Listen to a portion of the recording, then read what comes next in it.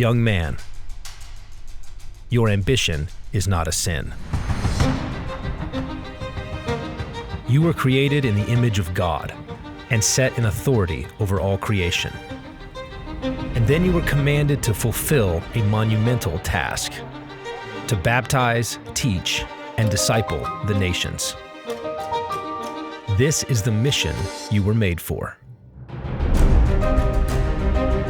But Jesus has taught us that the kind of ambition that will actually achieve this end must first be forged in the furnace of humility. For centuries, our fathers in the faith have been building this furnace to mentor and disciple upcoming generations of Christian leaders. This was where young men of great talent and promise sat at the feet of masters, reading the great works of Christendom, mentored by faithful men in the ways of wisdom. But as our nation has fallen from grace, so has our ambition.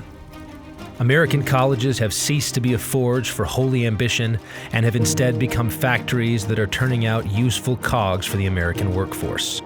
Young men and women are no longer equipped to think and to lead culture, but instead are trained to perform soul-sucking, clock-punching, menial tasks. At New St. Andrews College, we are rebuilding the faithful forge of cultural leadership, the Christian Liberal Arts College. And we are calling all young men and women of ambition. Come, sit humbly at the feet of ancient wisdom. Come, be discipled by a faithful Christian community. Don't be ashamed of your ambition.